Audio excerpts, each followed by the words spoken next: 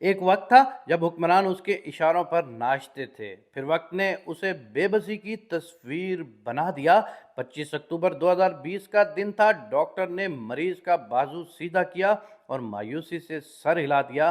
بیٹے نے آہستہ آواز میں پوچھا، کیا کوئی چانس نہیں؟ ڈاکٹر نے جواب دیا، سر اب نہیں، ہمیں وینٹیلیٹر بند کرنا ہوگا۔ بیٹے نے سر نیچے کیا اور آہستہ آہستہ چلتا ہوا کمرے سے باہر نکل گیا۔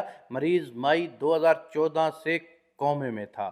مریض کی کہانی 1940 میں شروع ہوتی ہے۔ اس کے والد نے جنوبی کوریا کے شہر ٹائکو میں چھوٹی سی کمپنی بنائی۔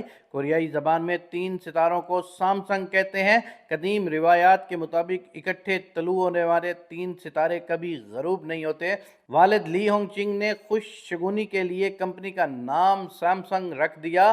یہ لوگ شروع میں فروٹ اور فروزن فش ایکسپورٹ کرتے تھے۔ دوسری جنگ عظیم کے بعد تعمیر نو شروع ہوئی تو سامسنگ خوراک سے کنسٹرکشن انڈسٹری میں آ گئی اور اس نے دھڑا دھڑ عمارتیں، پل اور سڑکیں بنانا شروع کر دیں۔ لی ہانگ چل نے ان ٹھیکوں میں کروڑوں روپے کمائے۔ یہ سمجھدار انسان تھے۔ یہ جانتے تھے انسان کو اپنے سارے انڈے ایک ٹوکری میں نہیں رکھنے چاہیے۔ چنانچہ یہ کنسٹرکشن کے ساتھ ساتھ ٹیکسٹائل، فیشن اور الیکٹرانکس کے کاروبار میں بھی آ گئے۔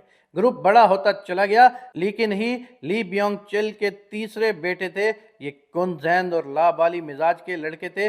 پڑھائی میں دل نہیں لگتا تھا، لیکن والد انہیں ہر حال میں پڑھانا چاہتے تھے۔ لیکن ہی نے ویسڈا یونیورسٹی سے اکنامکس کی ڈگری لی اور بزنس کی اعلیٰ تعلیم کے لیے جارج واشنگٹن یونیورسٹی امریکہ میں داخلہ لے لیا۔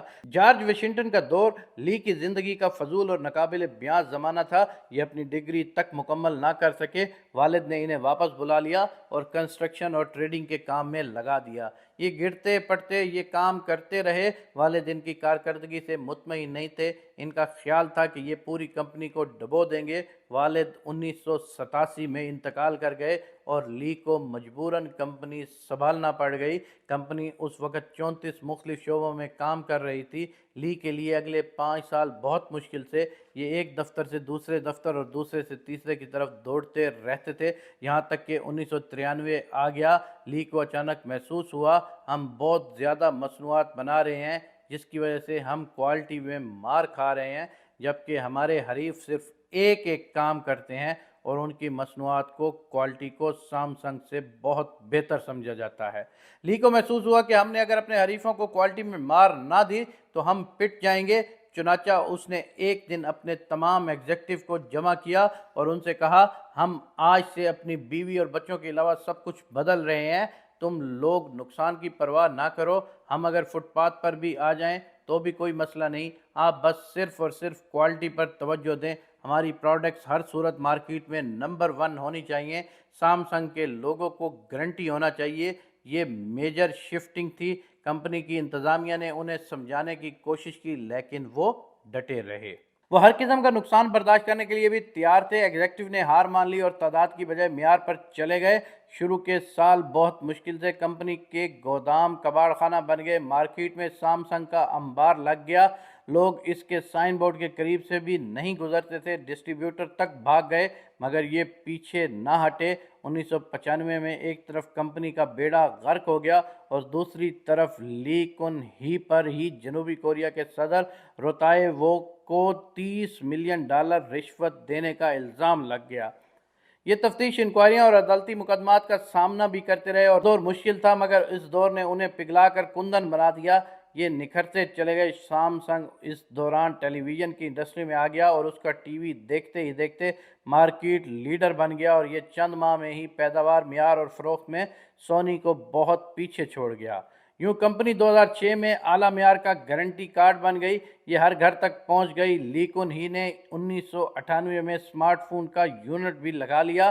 یہ یونٹ گلیکسی کہلاتا تھا۔ گلیکسی مارکیٹ میں آیا اور اس نے کشتے کے پشتے لگا دیے۔ یہ بھی دیکھتے ہی دیکھتے عالمی برانڈ بن گیا، جس کے بعد سامسنگ $350 بلین کی کمپنی بن گئی۔ لی کن ہی کو فوربس نے 2014 میں دنیا کے 162 ترین لوگوں کی لسٹ میں بھی شامل کر لیا اور یہ کوریا کا امیر ترین شخص بھی بن گیا۔ یہ اسٹیٹ سے بھی امیر ہو گیا۔ لی کن ہی کی کامیابی کا پہلا ستون ٹیکنالوجی تھی۔ سامسنگ کا R&D بہت مضبوط ہے۔ اس نے اہل ترین سافٹ ویئر اور ہارڈ ویئر انجینئر بھرتی کر رکھے ہیں، جن کی وجہ سے یہ گروپ پچھلے 10 برسوں سے مارکیٹ کو لیڈ کر رہا ہے۔ دوسرا، یہ گروپ معیار پر کمپرومائز نہیں کرتا۔ آپ ان کی کوئی پروڈکٹ اٹھا کر دیکھ لیں، پیکنگ سے لے کر سائز تک آپ کو اس کا معیار حیران کر دے گا۔ اور تیسرا، لی کن ہی خرید و فروخت کا ایکسپرٹ تھا۔ یہ راستے کی ہر رکاوٹ کو خرید کر یا گرا کر آگے نکل جاتا تھا۔ یہ جنوبی کوریا کے قوانین تک بدل دیتا تھا۔ یہ اپنی مرضی کی حکومتیں بھی لے آتا تھا اور اعلیٰ عدالتوں کے جج بھی بدل دیتا تھا۔ چنانچہ یہ اسٹیٹ کے اندر ایک اسٹیٹ بن گیا۔ یہ اسٹیٹ اصل اسٹیٹ سے بڑی اور مضبوط تھی۔ آپ جنوبی کوریا کی تاریخ نکال کر دیکھ لیں، آپ کو ملک کے ہر سیاسی اتار چڑھاؤ کے پیچھے سامسنگ اور لی کن ہی ملے گا۔ یہ درجنوں مرتبہ انکوائریوں، تفتیشوں اور مقدمات کا ہدف بنا۔ اس پر صدور کو رشوت دینے کے الزام بھی لگے اور اسے سیاسی خرید و فروخت کا بیوپاری بھی کہا گیا۔ 2008 میں اس پر ٹیکس چوری کے الزامات بھی ثابت ہو گئے، اسے سزا بھی ہوئی، لیکن اس نے عدالت اور حکومت دونوں کو خرید لیا۔ سزا معاف ہو گئی، تاہم اسے انٹرنیشنل اولمپک کمیٹی کا عہدہ واپس کرنا پڑ گیا۔ یہ پورے کوریا میں بدنام تھا، مگر اسے کوئی ندامت، کوئی پریشانی نہیں تھی۔ یہ میدان میں ڈٹا رہتا تھا۔ یہ خود اپنے منہ سے کہتا تھا کہ آپ اگر دولت سے آسانیاں نہیں خرید سکتے تو پھر آپ کو دولت مند ہونے کا کوئی فائدہ نہیں۔ چنانچہ یہ سامنے موجود ہر شخص کو چند لمحوں میں خرید لیا کرتا تھا۔ اس کی یہ عادت اتنی پختہ ہو گئی کہ اس نے آخر میں زندگی کو بھی خریدنے کی کوشش شروع کر دی۔ چیئرمین لی کن ہی کو 2014 میں ہارٹ اٹیک ہوا، یہ کوما میں چلا گیا اور اس کی وصیت کے مطابق اسے وینٹی لیٹر پر شفٹ کر دیا گیا اور اس کے لیے نئی ادویات کی ایجاد کا کام شروع کر دیا گیا۔ سامسنگ نے درجنوں ریسرچ اداروں کو فنڈنگ کی، بڑے سے بڑے ڈاکٹر کا بندوبست کیا اور قیمتی سے قیمتی ترین ادویات بنوائی گئیں، مگر لی کن ہی کومے سے باہر نہ آ سکا۔ اس کے بیٹے لی جائے یونگ نے کمپنی کی انان سنبھال لی۔ یہ اپنے والد کو ایک بار اپنے پاؤں پر کھڑا دیکھنا چاہتا تھا۔ اس کی شدید خواہش تھی کہ یہ ایک بار اپنے منہ سے بولیں، یہ اپنے ہاتھ سے کھائیں اور ایک بار، جی ہاں، ایک بار اپنی کھلی آنکھوں سے سامسنگ کی نئی سکرین دیکھیں۔ لیکن لی جائے یونگ کی کوئی کوشش بارآور نہ ہو سکی اور یوں 25 اکتوبر 2020 کو وہ شام آ گئی جب ڈاکٹروں نے مایوسی کا اعلان کر دیا۔ لی کن ہی کومے کے عالم میں انتقال کر گیا اور اس کا جسم ٹھنڈا ہو رہا تھا۔ ڈاکٹر نے اس کا بازو سائیڈ پر رکھا اور مایوسی میں سر ہلا دیا۔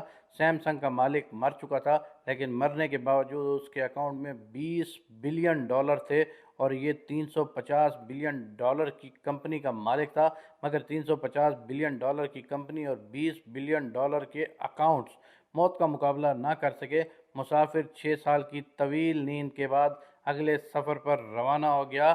لی کن ہی کی موت نے ایک بار پھر ثابت کر دیا کہ انسان دنیا میں دولت کے ذریعے سب کچھ خرید سکتا ہے، لیکن یہ کتنا ہی بڑا بیوپاری کیوں نہ ہو جائے، یہ ایک بھی اضافی سانس نہیں خرید سکتا اور اس کے پاس قدرت کے سامنے ہارنے کے سوا کوئی چارہ نہیں ہوتا۔ کہتے ہیں انسان اگر زندگی خرید سکتا ہے تو ہم آج بھی نمرود اور فرعون کی خدائی میں سانس لے رہے ہوتے۔ موت وہ امر رہی ہے جس کے ذریعے اللہ لی کن ہی جیسے لوگوں کو یہ پیغام دیتا ہے، جاؤ تم جتنا بھاگ سکتے ہو بھاگ لو، لیکن تم نے آخر میں میرے پاس ہی آنا ہے۔ میں تمہیں کائنات کے کسی کونے میں چھپنے نہیں دوں گا، یہ چھپنے دیتا بھی نہیں ہے۔ تاریخ انسانی خداؤں کا قبرستان ہے۔ آپ کسی دن تاریخ کے قبرستان میں جھانک کر دیکھیں، آپ کو ہر قبر میں کوئی نہ کوئی ایسا شخص لیٹا ملے گا جو خود کو ناگزیر بھی سمجھتا تھا اور ناقابل شکست بھی۔